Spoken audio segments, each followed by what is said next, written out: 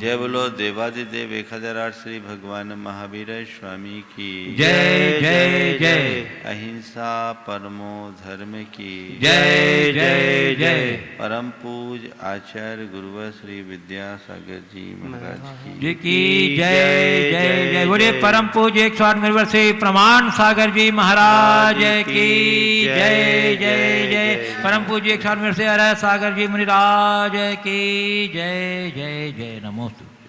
एक युवक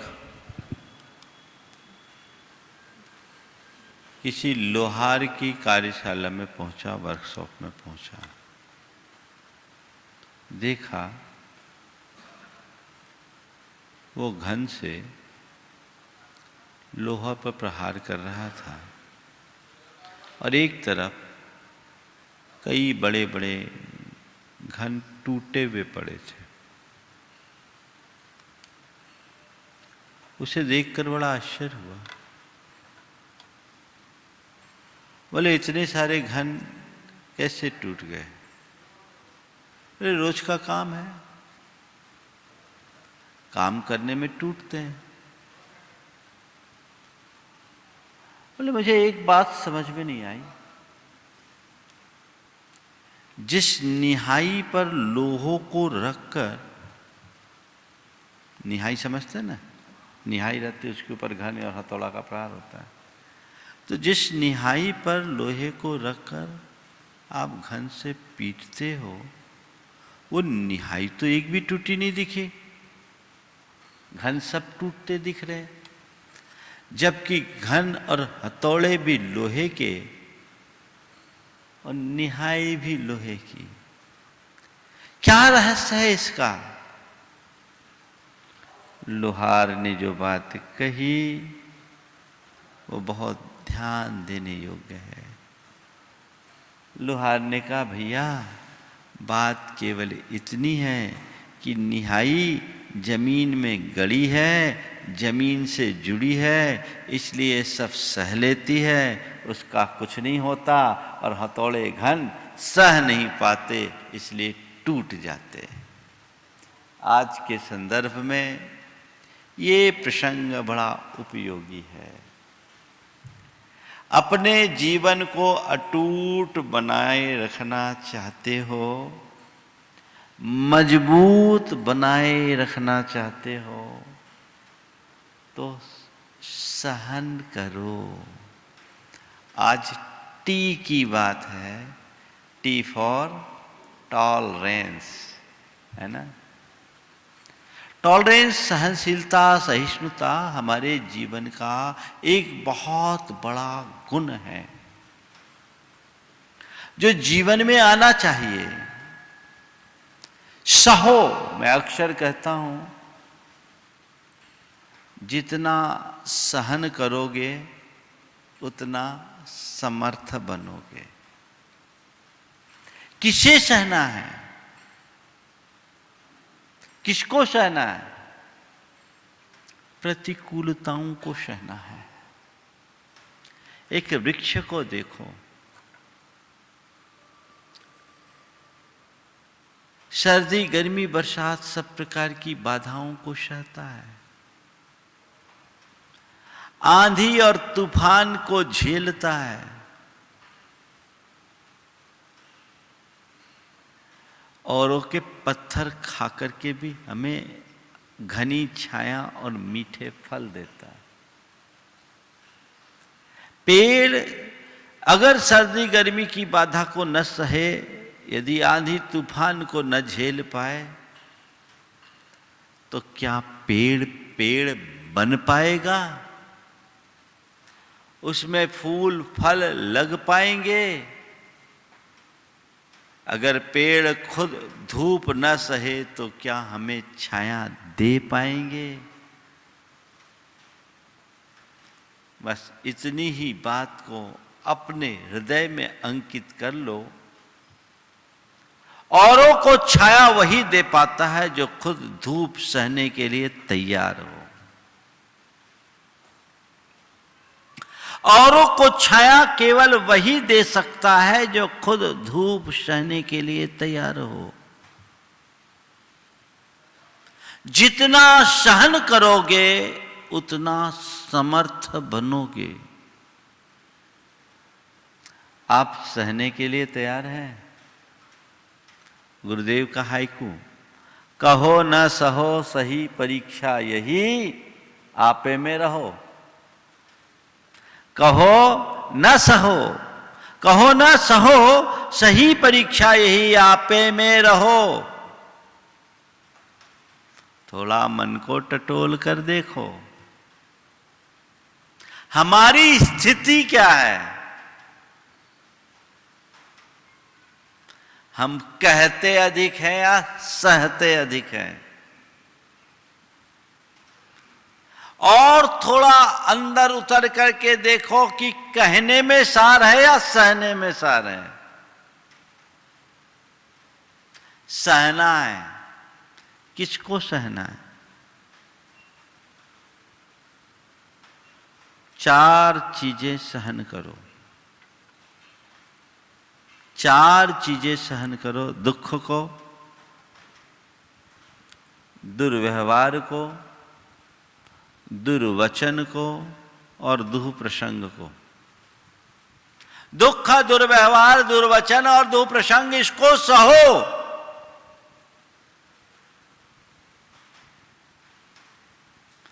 सबसे पहली शुरुआत अपने दुखों से है।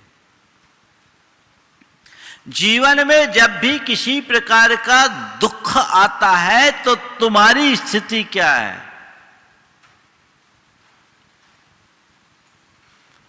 तुम उसे सहज भाव से सहते हो या अपना सिर पकड़कर बैठ जाते हो? क्या है ये हमें देखना है।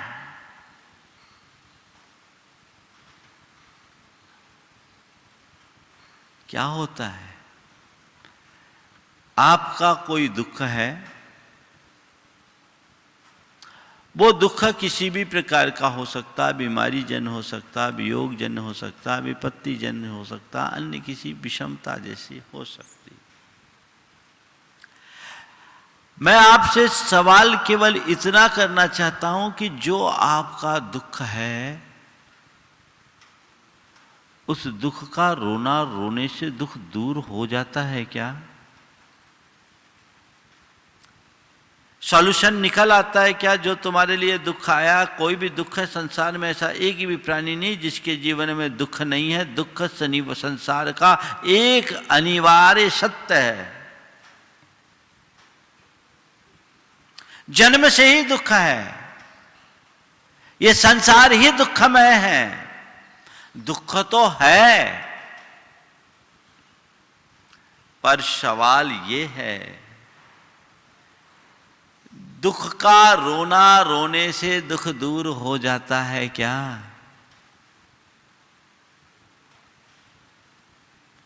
एक व्यक्ति है जो अपने दुख को चुपचाप सहता है, और एक व्यक्ति वो है जो अपने दुख का रोना सबसे रोता है, सबसे अपना दुख कहता फिरता है। कौन सही है? दुख का रोना रोने वाला या चुपचाप सह लेने वाला? कौन सही लगता है? बोलो। हाँ, चुपचाप सह लेने वाला। अपने मन से पूछो, तुम्हारा स्थान कहां? तुम्हारा स्थान कहां? ध्यान रखो,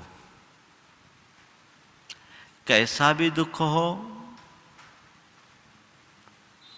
दुख आया है तो उसके पीछे के अंतरंग कारण को देखो। वो मेरे कर्मों के निमित्त से आया है। अगर मैं इसे चुपचाप सह लेता हूं तो कर्मों का हिसाब किताब यहीं पूरा हो जाएगा। और यदि दुख में विचलित होकर मैं अपना रोना रोता हूं, इधर उधर भागता हूं, तो कर्म मुझ पर और हावी होंगे। एक दिन मैंने कहा था, दुख को स्वीकार लेने पर दुख आधा होता है और दुख का प्रतिकार करने पर दुख गहराता है। तो महाराज, कोई दुख आए तो उसका प्रतिकार नहीं करना चाहिए। अरे भाई, प्रतिकार करने से दुख का प्रतिकार होता भी नहीं है। दुख आए, कष्ट आए, पीड़ा आए, परेशानी आए, यथासंभव उसका निराकरण करने का प्रयास करो, लेकिन उसकी असलियत को पहचानो। बाहर की चीजों से तुम्हें दुख नहीं मिल रहा है, दुखों से प्रभावित मन तुम्हें दुखी कर रहा है। यदि तुम्हारे मन में अंदर से सहनशीलता हो, टॉलरेंस हो, तो दुख के चाहे कैसे भी निमित्त क्यों ना आ जाए, तुम्हारा मन दुखी नहीं होगा। दो तरह से लोग सहन करते हैं। अब मान लो शरीर में कहीं तकलीफ है, कोई पीड़ा है, मन मार के भैया ठीक है, अपना ही दर्द, अब सहना तो पड़ेगा ही। इसका मतलब वो दुख सह नहीं रहा है, दुखी हो रहा है। और दूसरा, तकलीफ है, ये सब तो चलता रहता है, चलो शरीर अपना काम कर रहा है, हम अपना काम करें। कर्म का उदय आया है, चिकित्सा करा रहे हैं, धीरे धीरे जब आराम होना होगा सो होगा। अब मैं इसे रोकर सहूँ तो और समता से सहूँ तो एक दिन में बीमारी आती नहीं, एक दिन में बीमारी जाती नहीं। जब जाना होगा तो जाएगी। मैं अपना काम कर रहा हूँ, मुझे अपना काम करना है। बोलो, दोनों में किसे पसंद करोगे? पहले वाले को कि बाद वाले को?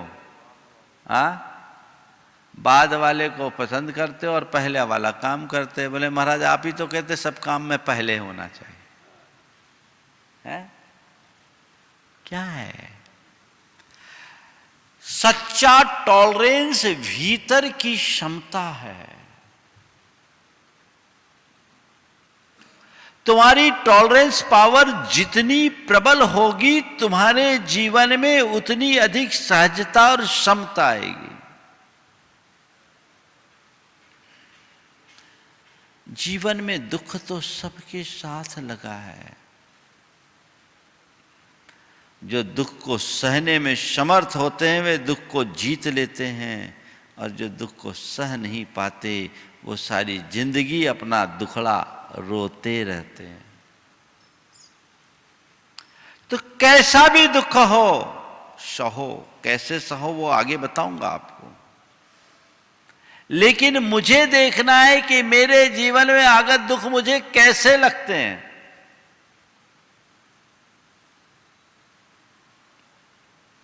अगर हम इतनी सी समझ बना लें तो बड़े आनंद से जी सकते हैं। आपकी दृष्टि में ऐसे अनेक लोग होंगे जिनके पास देखा जाए तो अपेक्षाकृत आपसे ज्यादा दुख के निमित्त होंगे, लेकिन निकटता से देखो तो वो तुमसे ज्यादा सुखी नजर आएगा। बोलो, तुमसे ज्यादा दुख के निमित्त है और तुमसे ज्यादा सुख उसके पास है। दूसरी तरफ देखो, तुम्हारे पास अपेक्षाकृत अधिक सुख के साधन हैं और फिर भी वह तुमसे अपेक्षाकृत अधिक सुखी है। क्यों? दुख के निमित्त होने पर भी वो दुखी नहीं है और सुख के साधन होने पर भी तुम सुखी नहीं हो। क्यों? केवल इसलिए कि तुम्हारे पास अपने दुखों को सहने की क्षमता नहीं और उसके पास, सामने वाले के पास अपने दुखों को सह लेने की ताकत है, सामर्थ्य है। चुपचाप दुख सहने की सामर्थ्य अपने भीतर विकसित कीजिए। दुखों से नहीं बचा जा सकता। तुम सोचो कि संसार में मैं रहूं, मेरे पास कोई दुख आए ही नहीं, असंभव। मेरे पास कोई दुख का निमित्त ना आए, मेरे जीवन में कोई कष्ट ना आए, मेरे जीवन में कोई संकट ना आए, मेरे जीवन में कोई परेशानी और मुश्किल आकर खड़े ना हो, ये मेरे हाथ में नहीं है। मेरे क्या, किसी के हाथ में नहीं है। क्योंकि कष्टों और परेशानियों को लाने वाले कर्म हैं। कब किसके साथ कैसे कर्म का योग आ जाए कोई पता नहीं। हाँ, कष्ट, परेशानी, मुश्किल ना आए ये मेरे हाथ में नहीं है, पर बड़े बड़े कष्टों और परेशानियों से मैं अप्रभावित रहूं ये मेरे हाथ में है। यदि मैं आने वाले परेशानियों को चुपचाप सह लेता हूं तो मेरा मन कभी दुखी नहीं होगा, और यदि मैं उनसे विचलित होऊंगा तो मेरा मन कभी सुखी नहीं होगा। दुखों को सहो, दुख सहने का अभ्यास करो। और दुख सहिष्णु बनने के लिए एक बात कही गई, साथ साथ वो भी बात बता देता हूं। सहन शक्ति बढ़ाना है, कर्म को अपने सामने रखो। दुख आया, किसकी वजह से आया? कर्म के उदय से आया। कर्म क्या खेल खिला रहा है? ऊपर का खेल खिला रहा है। वो हम संसार में आए, मुझे भांति भांति का रूप ये कर्म प्रदान कर रहा है, मुझे उसे निभाना और बाहर हो जाना है। देखो, आप पिक्चर देखते हैं, बहुत सारे एक्टर्स होते हैं। एक्टर अपना अलग अलग रोल करते हैं। कभी कभी एक्टर राजा भी बन जाता है तो कभी कभी भिखारी भी बनना पड़ता है। उस भिखारी की दर्द भरी कहानी को सुनकर, देखकर दर्शकों की आंखें भर आती है। होता है, हाय इसके साथ क्या हो गया। लेकिन उस एक्टर को, उससे मिलो, अरे आप तो भिखारी हो गए या राजा बन गए, उसे कोई फर्क पड़ता है? क्यों नहीं?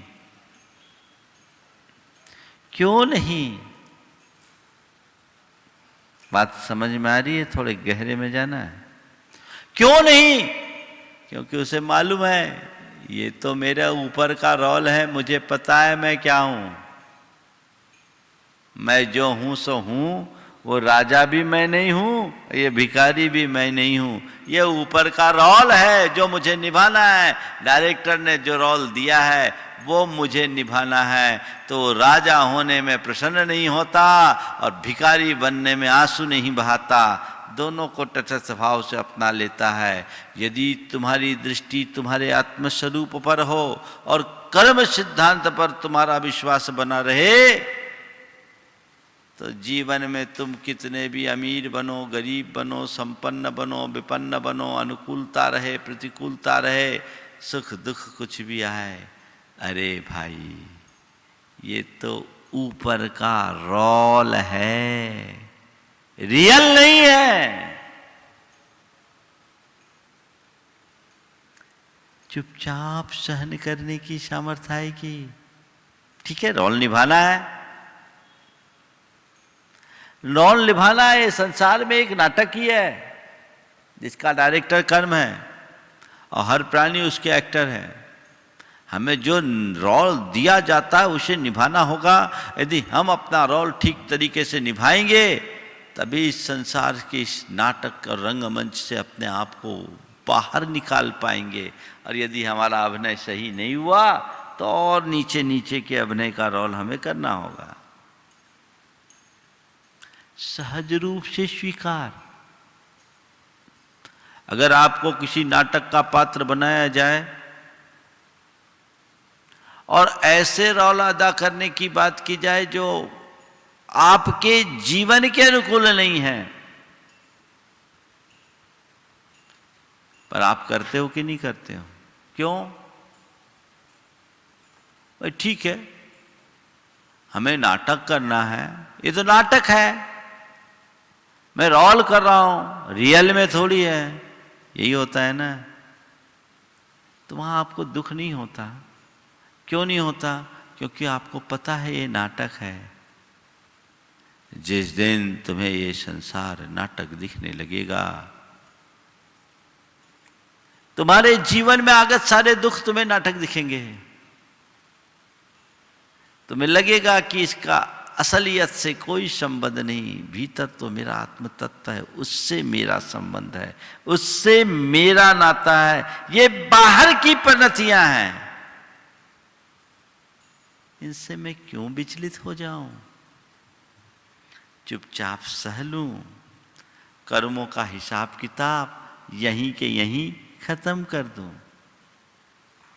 सह लो। समझ गए? तो दुख को सहो, कहो न सहो, सही परीक्षा यही, आपे में रहो। आत्मा को सामने रख करके चलो और ये कर्म का खेल देख कर खेलते रहो, कहीं कठिनाई नहीं। समझ गए? सबको सहना ही होगा। अब चलिए दुख है। मेरा अनुभव है कि लोग अपने जीवन के दुखों को तो फिर भी सह लेते, रोते धोते, जैसे तैसे ठीक है भैया, यही मेरे नसीब में है, भाग्य में मेरे यही लिखा है, ऐसा मान करके उसे फिर भी सह लेते हैं। अभाव अल्पता में भी जीवन जी लेते हैं, कष्टों और परेशानियों को झेलते हुए भी आगे बढ़ जाते हैं। लेकिन किसी का दुर्व्यवहार बर्दाश्त नहीं होता। होता है? यदि किसी व्यक्ति ने आपसे रिस्पेक्टफुली बात नहीं की, दुर्व्यवहार तो जाने दो, सद्व्यवहार भी नहीं किया, तो आपको तकलीफ हो जाती होती है। हाँ? क्यों? ये सब क्यों? वो क्यों नहीं सह पा रहे हैं? हम क्यों नहीं सह पा रहे हैं? उन बातों को हम क्यों पकड़ रहे हैं? आप चले आए, रोज आपसे मिलता जुलता था, आपने सामने वाले को एक स्माइल दी और बदले में सामने वाले ने आपकी तरफ देखा भी नहीं। अब क्या हो गया? क्या हो गया? उसने आपको भी कुछ बोला नहीं है, आपसे कुछ लिया नहीं है, आपने उसको कुछ दिया नहीं, केवल स्माइल बिखेरी है। लेकिन आपके एक स्माइल का सामने वाले ने रिस्पॉन्स नहीं दिया,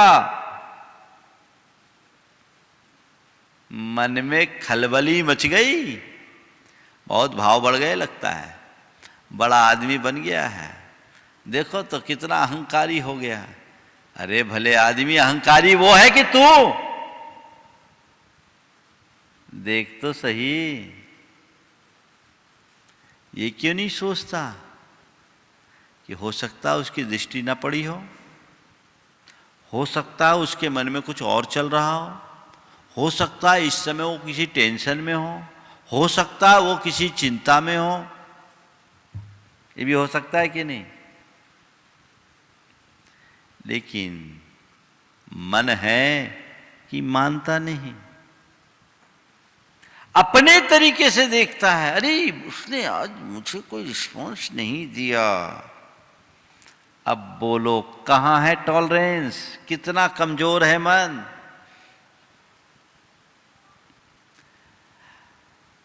इस्माइल का उत्तर नहीं देने से मन इतना विचलित है, तो सामने वाला यदि मुझसे और कोई दुर्व्यवहार कर दे तो क्या होगा।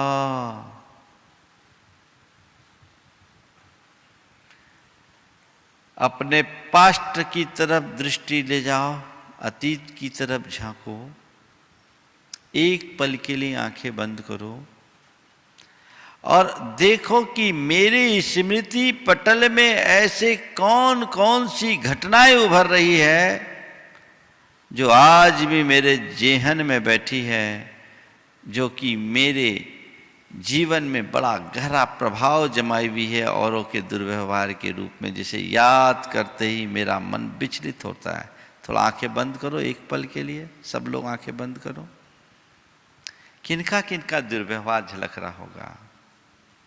देखो, तुम्हें तुम्हारी पत्नी का व्यवहार झलका होगा, तुम्हें अपने माँ बाप का व्यवहार झलका होगा, तुम्हारी आंखों के सामने तुम्हारे भाई बहन का व्यवहार झलका होगा, तुम्हारी आंखों में तुम्हारे नौकर चाकर का व्यवहार झलका होगा, तुम्हारी आंखों में तुम्हारे पड़ोसी का व्यवहार झलकेगा, तुम्हारी आंखों में तुम्हारा पेमेंट रोक लेने वाला ग्राहक झूल रहा होगा, तुम्हारी आंखों में तुम्हारे अन्य सामाजिक बंधु झूल रहे होंगे। न जाने कितने को तुमने अपने दिमाग में स्टोर करके रखा है।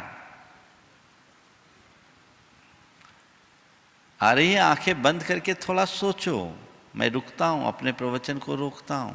बंद करो आंखें, देखो 1 मिनट के लिए। मैं 1 मिनट का ब्रेक लिया हुआ हूं।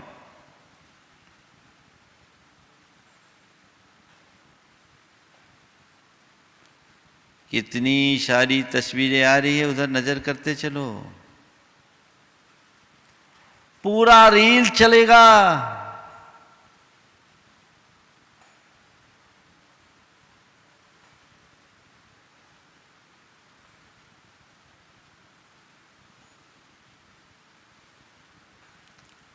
घूम गए पिक्चर, आंखें खोल लीजिए। वे लोग बोले भाग्यशाली जिनकी आंखों में कुछ नहीं आया। लेकिन किसी ने किसी के साथ तो हुआ होगा, और जो भावना योग करते आ रहे तो नहीं हुआ, बात मान सकता हूं। लेकिन ये आए ना, और ये स्मृतियां तुम्हें दुखी बनाती या सुखी? बोलो। दुखी। महाराज सामने वाला हमसे मिसबिहेव करे और हम उसको बर्दाश्त कर ले, कैसे होगा? ठीक है भैया, वो तुमसे मिसबिहेव कर रहा है,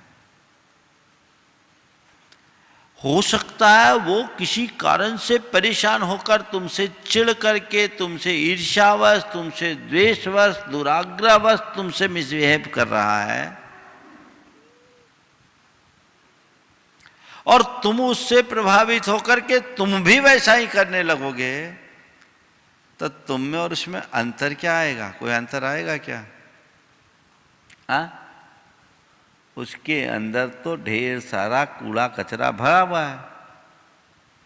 उससे उत्प्रेरित होकर के उसने तुम्हारे साथ ऐसा व्यवहार किया। यदि तुम भी वैसे ही बन जाओगे तो तुम में और उसमें क्या अंतर? उस समय यदि सोचो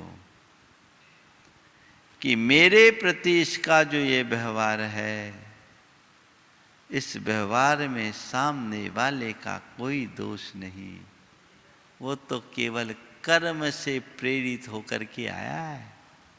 बेचारा कर्म का मारा है, अपनी प्रतिक्रियाएं ऐसी दे रहा है, उसके मन में मुझसे चिढ़ है, मुझसे द्वेष है, मुझसे ईर्ष्या है, और इस वजह से वो खुद परेशान होकर मेरे साथ ऐसा कर रहा है।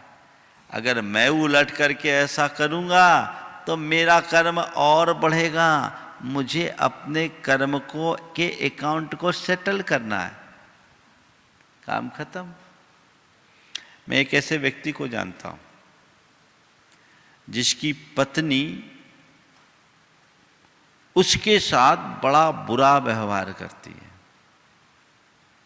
बात बेबात लड़ती झगड़ती है, कभी सीधे मुंह बात नहीं करती। बड़ी मुश्किल होती है ऐसे लोगों को निभाना।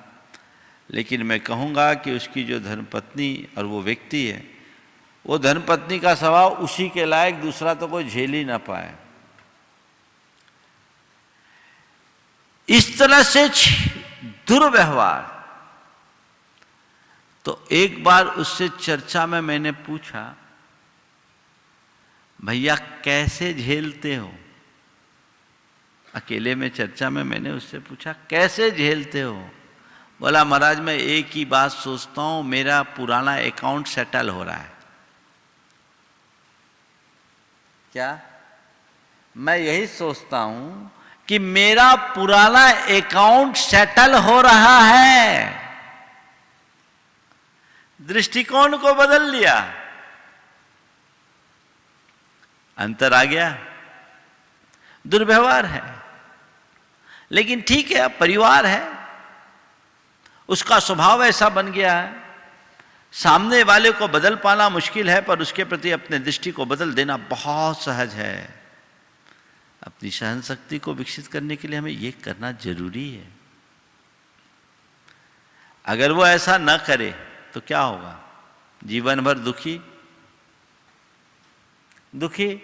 या तो रोज लड़े, मारा पीटी करे, और नहीं है तो दोनों डिवोर्स लेकर एक दूसरे से अलग हो जाए।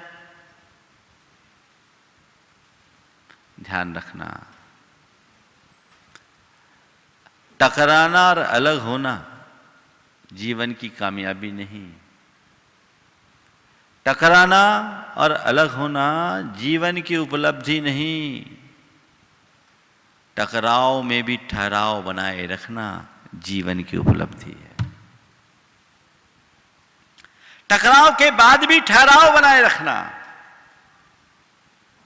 क्यों? रहना हमें साथ है, भाग के कहां जाएंगे? निभाना है। और निभाना भी कैसे?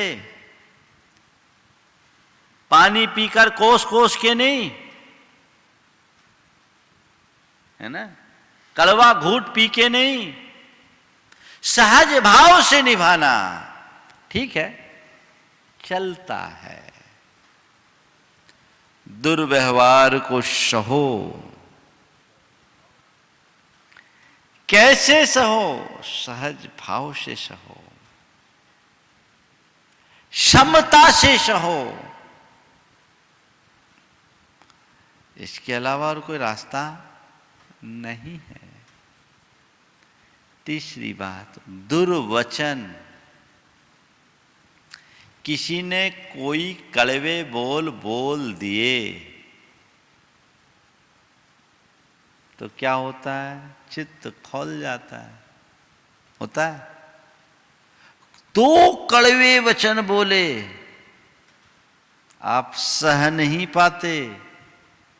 क्या होता है? तुरंत रिएक्शन, प्रतिवाद। तो फिर क्या होता है? बात बात में विवाद, बवंडर खड़ा हो जाता है। होता है? अगर किसी ने कुछ कह दिया, चुपचाप सह लो। ये सोचो कि अभी वो जो कह रहा है वो आपे में नहीं है, उसका मानसिक संतुलन बिगड़ा हुआ है। वो किसी द्वेष और दुर्भाव से प्रेरित होकर के ऐसा बोल रहा है। बोल लेने दो, मेरा क्या गया।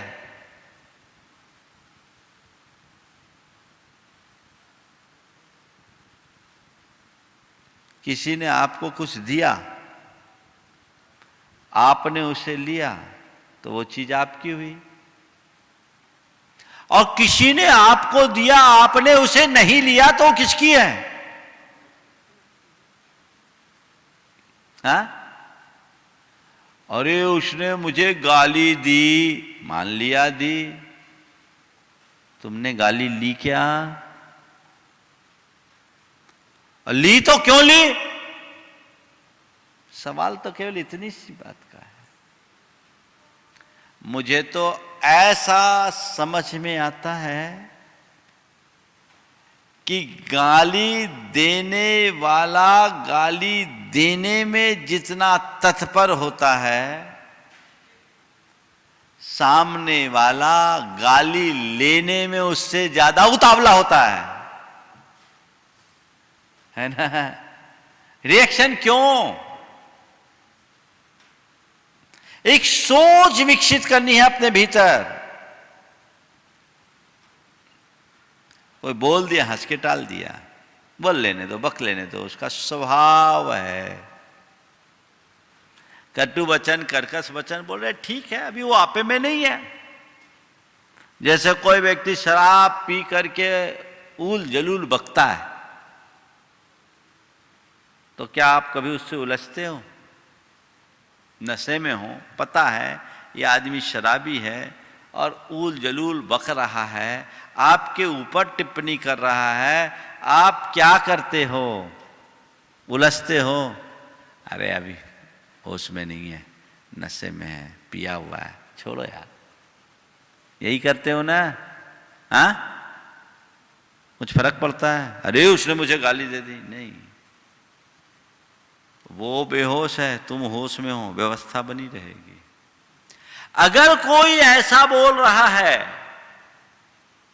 ये सोच कर नजरअंदाज कर दो, ठीक है, अभी इसको समझ नहीं है,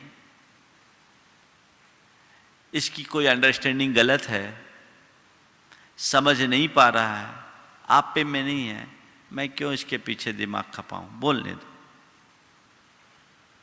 मामला शांत होगा कि नहीं। एक बार संकट समाधान में, उन दिनों की बात है जब माइक पर लोग प्रश्न नहीं करते थे, मेरे पास पर्चियां देते थे। एक बहन जी की पर्ची आई, महाराज वो रोज ऑफिस से आते हैं, मुझसे 2-4 बातें कर देते हैं, अभी तक तो मैं सब कुछ चुपचाप सहन करती रही, अब मुझसे भी सहा नहीं जाता, मैं भी 2-4 बार बोल देती हूँ, कहाँ तक सहन करूँ महाराज, क्या मेरा ऐसा सोचना ठीक है? मैंने पूछा कि बहन जी ये बताओ कि जब आपके श्रीमान ऑफिस से आके आपको 2-4 बातें सुनाते थे और आप चुपचाप सह लेती थी तब में, और जब से आपने उल्टा सुनाना शुरू किया है तब में क्या अंतर है? जब सह लेती थी तब में और जब से आपने उल्टा सुनाना शुरू किया तब में क्या अंतर? उसने कहा महाराज मैं सह लेती थी तो बस खा पी के वो भी नॉर्मल हो जाते थे, मैं भी नॉर्मल हो जाती थी, और अब जब से मैं बदले में सुनाने लगी पूरी रात भर शीत युद्ध जारी रहता है, एक का मुंह इधर एक का मुंह इधर। तो भैया यही करना है तो लड़ो। अगर किसी बात को हम चुपचाप सह ले तो बात वहीं समाप्त होती है, और यदि पकड़ ले तो कई भवों तक साथ चलती है। टॉलरेंस डेवलप करना चाहिए। ये सब कुछ हमारे अपने एटीट्यूड पर डिपेंड करता है, हमारे दृष्टिकोण पर डिपेंड करता है। अभी बात करूंगा उसकी। चौथी बात, कोई दुख प्रसंग है, ऐसा प्रसंग जो आप नहीं चाहते आ जाए, मन बड़ा व्याकुल होता है। कोई अवांछनीय प्रसंग बन जाए, ऐसी सिचुएशन आके खड़ी हो जाए जो अनवांटेड है, बड़ी मुश्किल होती है। उस समय आदमी बड़ा टेंशन में आ जाता है। होता है भैया, टेंशन में पड़ने से तुम्हारी सिचुएशन तो नहीं बदलने वाली, ठीक है?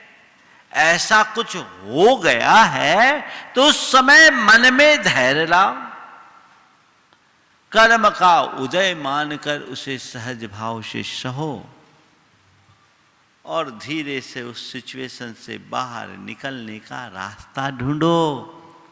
विचलित होने में तो कुछ नहीं होगा ना। जो हाथ में है वो भी चला जाएगा। 4 बातें आप सबसे कह रहा हूं टॉलरेंस को डेवलप करने के लिए। आप चाहते हैं कि आपकी सहनशीलता बढ़े, 4 बातों को ध्यान रखो। सबसे पहले कर्म सिद्धांत पर विश्वास रखो। क्या करो? ये मान करके चलो कि ये जो कुछ भी दिख रहा है ये सब केवल निमित्त बनकर आया है। कर्म सिद्धांत, अटल विश्वास, आपके जीवन में सब कुछ ठीक होने लगेगा। समझ गए? आपके अंदर अपने आप सब कुछ ठीक हो जाएगा। महापुरुषों के जीवन चरित्र को पलट करके देखो, उनके जीवन में कितने दुख आए, कितनी दुविधाएं आई, कितनी बड़ी बड़ी समस्याएं आई, पर वो रंच मात्र विचलित नहीं हुए। उनने उसे एक चुनौती मानकर सहज भाव से सहा, स्वीकार किया और अपनी कुशलता से दुख में भी, विपत्ति को भी संपत्ति बना दिया, उस चुनौती को भी उपलब्धि में बदल दिया। जब हम कर्म के सिद्धांत पर चिंतन प्रारंभ करते हैं, हमारी आत्मा की ताकत अपने आप बढ़ने लगती है। सच्चे धर्मी का होने का मतलब ही यही है कि हम कर्म सिद्धांत पर दृढ़ श्रद्धा न रखें। समझ गए? दूसरी बात, आत्म स्वरूप का ख्याल रखो। अपनी आत्मा की तरफ यदि तुम्हारी दृष्टि होगी तो तुम्हारा मन कभी भी कैसी भी परिस्थिति आए, कितना भी बड़ा दुख आए, उसे सहने में असमर्थ नहीं होगा, सहज भाव से सहने लगेगा। भैया ये सब क्या है? मेरा कुछ बिगाड़ सुधार तो है नहीं, ये सब तो ऊपर की चीजें हैं जो कर्म के खेल से कर्म खिला रहा है, हो रहा है, मेरा कुछ नहीं है। नंबर 3, पॉजिटिव एटीट्यूड रखो, सकारात्मक दृष्टि। कुछ भी हो ठीक है।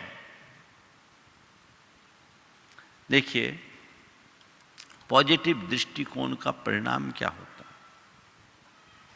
एक घर में बहू आई, सास का स्वभाव बड़ा गुस्सैल और झगड़ालू था। बहू बहुत शांत, सुशील और संस्कारी थी। 2-3 दिन तो सब कुछ ठीक चला। अब सासू को बहू एकदम विपरीत मिल गई, ये आग तो ये पानी। सासू कुछ भी बोले बके, ये कुछ बोले ही नहीं, सहज रूप से अपना काम करे। तो सासू को और खलबली मचे। बड़ी मुश्किल होती है, सामने वाला गुस्सा करे और आप चुपचाप रहो तो भी उसको चैन नहीं होती, वो चाहता है कि आप कुछ बोले। सासू के मन में खलबली मची और एक दिन कहा, अरे धरती पर भी लात मारो तो आवाज करती है, पता नहीं भगवान ने किस पत्थर की मूर्ति को मेरे घर में ठेल दिया, तेरे मुंह में जीभ नहीं है क्या? बोलती क्यों नहीं? वो चुपचाप, माँ जी आप जो कह रही सो करो। जब इस तरीके से ललकार रही थी तो पड़ोसन सामने आ गई और पड़ोसन ने सासू को ललकारते हुए कहा, अरे इतनी सुंदर सुशील बहू आई और तू उससे लड़ने के लिए राजी है? अगर लड़ाई लड़ना है तो हम मुझसे लड़, मैं देखती हूं, आजा मेरे सामने। तो बहू ने आकर के कहा, माँ चाची जी ऐसा मत करिए, ये मेरी माँ जी हैं और मेरी माँ जी मेरी गलतियों पर मुझे नहीं समझाएगी तो कौन समझाएगा? कृपा कर आप ऐसा न करें। इनको कहने दीजिए, मुझे इनसे अच्छी प्रेरणा मिलती है। जब ये कुछ कहती हैं तो मुझे प्रेरणा मिलती है। ये सुनना था, सासू का हृदय परिवर्तित हो गया। अरे मैं कहाँ और ये कहाँ, मैं इतनी कर्कशा, ये इतनी सौम। उसी दिन से सासू का बहू के प्रति अपना दृष्टिकोण ही बदल गया। मैं एक बात आप सबसे कहता हूं, घर परिवार की जिंदगी में जितना सह करके पाओगे, लड़ करके नहीं पा सकते। जितना सह करके पाओगे, लड़ करके नहीं पा सकते। पहले शिक्षा दी जाती थी, बेटी जितना बने सहन करना। आज कहा जाता है बेटी ज्यादा मत सहना, कुछ है तो हम हैं ना। तो लड़ाइयां, परिवार न्यायालयों में रोज ऐसे केस चलते हैं। डिवोर्स के कितने केसों के लाइन लगे, कोई हिसाब ही नहीं। ये जिंदगी का सही मजा नहीं है। तो अपने एटीट्यूड को पॉजिटिव रखो। और चौथी बात, नजरअंदाज करना सीखो। हो जाने दो, ठीक है, हो गया, हो जाने दो, let us go, live it. Ignore करो। आपके अंदर की सहन शक्ति अपने आप विकसित होगी, जो आपको अंदर से शांत, प्रसन्न और बलवान बनाएगी। ये चीजें होनी चाहिए। नहीं तो आजकल तो सहन शक्ति की बड़ी विचित्र स्थिति हो गई, बड़ी मुश्किल हो गई है ना। तो लोग एक दूसरे के मध्य रहते हैं और एक दूसरे के मध्य रहने के बाद इसी तरह की उलझने उलझाए रहते हैं। हर व्यक्ति के हृदय में टॉलरेंस आए। आजकल बोलते हैं जीरो टॉलरेंस हो गया। बच्चे से लेकर के बड़े तक चीज़ों को सह नहीं पाते और न सह पाने के कारण दुख और अवसाद से ग्रसित हो जाते हैं। अनेक प्रकार की मानसिक बीमारियों के शिकार बन जाते हैं। यदि व्यक्ति इसे थोड़ा आध्यात्मिक रुख रख करके अपनाए तो बहुत काम हो सकता है। एक बात और, सहनशीलता बढ़ाने के लिए मनुष्य को सुख में भी दुख सहने का अभ्यास करना चाहिए। सुख की घड़ी में भी दुख सहने का अभ्यास, अनुकूलता में भी प्रतिकूलता को सहने का अभ्यास।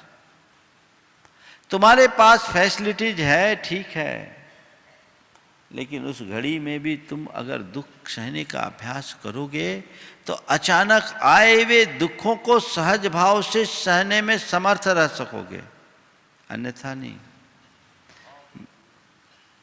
आज तुम्हारे पास सब चीजें हैं, तुम्हें उसका महत्व समझ में नहीं आ रहा है। अगर किसी दिन चीजें खो गई तो तुम कहीं के नहीं रहोगे। सन 2010 में जब बॉम्बे में कुछ ट्रेनें पानी में फंस गई थी, तो उसके बाद रिपोर्ट आई, 3-4 दिन तक लोग फंसे रहे।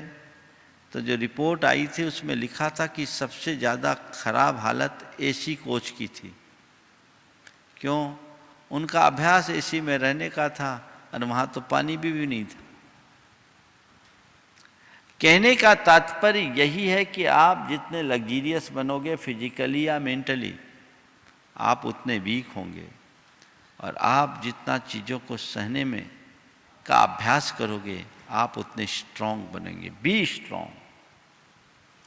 हमारे आचार्य कहते हैं अदुख भाविदम नानम दूहे जादे विनसदी तम्हा जहा बलम जोई भावा दुखस भावना। हे योगी, सुख से पाया हुआ ज्ञान दुख में कहाँ चला जाए पता नहीं। इसलिए जब तक तुम्हारे पास शक्ति है, दुख सहने की भावना भाव चला करके वैसा अभ्यास करो तो जीवन ऊंचा होगा। मेरे संपर्क में एक व्यक्ति हैं जिनके पास मर्सिडीज और अन्य दूसरी लग्जरी गाड़ियां हैं, अरबपति व्यक्ति, लेकिन वो अपने बेटे को खुद पैदल जाकर स्कूल की बस में, नॉन एसी बस में छोड़ने जाता और नॉन एसी स्कूल में पढ़ाते। उनसे किसी ने बोला तो उसने एक ही बात कही, मेरे पिता के पास पैसा नहीं था, मैं घर से बोरी लेके स्कूल जाता था पढ़ने के लिए। आज मेरे पास पैसा है, पर मुझे लगता है कि मेरे पिता के पास पैसा नहीं था, आज मेरे पास पैसा है, कल कोई ज़रूरी नहीं कि मेरे बेटे के पास भी पैसा हो ही। तो मैं नहीं चाहता कि कल कहीं किसी वजह से मेरे बेटे को किसी अभाव का शिकार होना पड़े तो वह कहीं से परेशान हो। इसलिए मैं चाहता हूँ अभी से उसके अंदर दुखों को सहने की सामर्थ्य है। ये एक दृष्टिकोण है, तो अभ्यास करें। मेरे संपर्क में ऐसे अनेक लोग हैं जिनके घर में एसी लगी है पर कभी वो एसी चलाते नहीं। व्रत उपवास त्याग तपस्या करते क्यों? केवल दुखों को सहना है, कष्टों को सहना है। तो अभ्यास बनाइए। शारीरिक दुख तो फिर भी लोग बहुत सहजता से सह लेते हैं, मानसिक दुखों को भी हमें सहना चाहिए, वाचिक दुखों को भी सहना चाहिए, तभी हम अपने जीवन को ऊंचा उठा सकेंगे। मंगल भावना की 4 पंक्तियों के साथ यहीं पर विराम। मंगल मंगल होए जगत में सब मंगलमय हो। मंगल मंगल होए जगत में सब मंगलमय हो। इस धरती के हर प्राणी का मन मंगलमय हो। इस धरती के हर प्राणी का मन मंगलमय हो। मंगलमय हो प्रात हमारा रात सुमंगल हो। मंगलमय हो प्रात हमारा रात सुमंगल हो। जीवन के हर पल हर क्षण की बात सुमंगल हो। जीवन के हर पल हर क्षण की बात सुमंगल हो। घर घर में मंगल छा जावे जन जन मंगल हो। घर घर में मंगल छा जावे जन जन मंगल हो। इस धरती का कन कन पावन ओ मंगलमय हो। इस धरती का कण कण पावन ओ मंगलमय हो। मंगल मंगल होए जगत में सब मंगलमय हो।